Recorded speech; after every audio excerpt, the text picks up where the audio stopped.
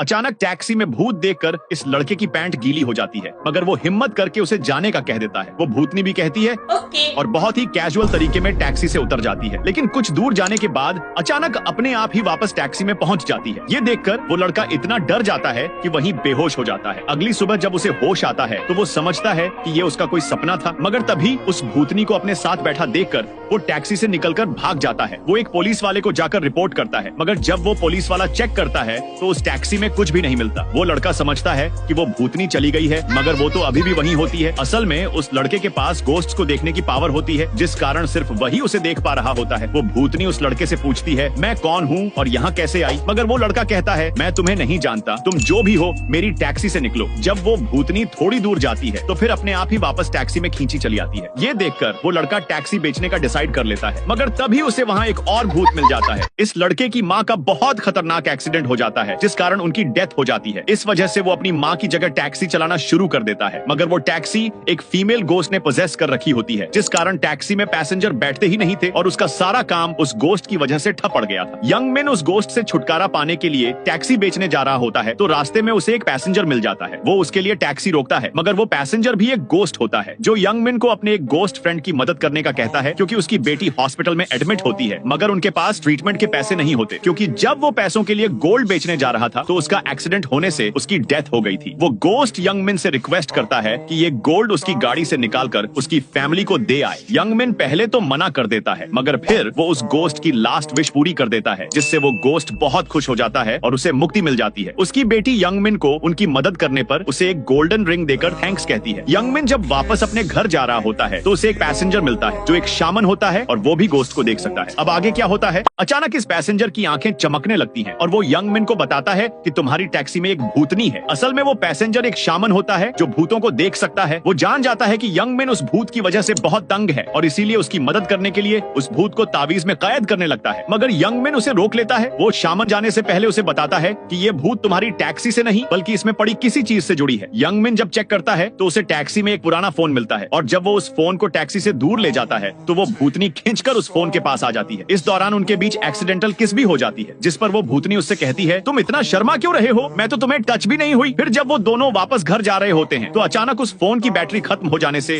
वो भूत गायब हो जाती है और किसी दूसरी वर्ल्ड में पहुंच जाती है। यंग मैन जब ये देखता है तो वो स्टोर से उस फोन को चार्ज करने के लिए चार्जर लेने जाता है, लेकिन उसे उस फोन का चार्जर नहीं मिलता। इधर वो भूतनी ऐसी वर्ल्ड में फंसी होती है जहां अगर कोई भूत ज्यादा देर रहता है तो वो कभी रियल वर्ल्ड में वापस नहीं आ पाएगा। अब क्या यंग मैन उसे बचा पाएगा? ये लड़की एक भूत होती है जो इस फोन से जुड़ी होती है। अचानक एक दिन फोन की चार्जिंग खत्म होने से वो गायब हो जाती है और ऐसी वर्ल्ड में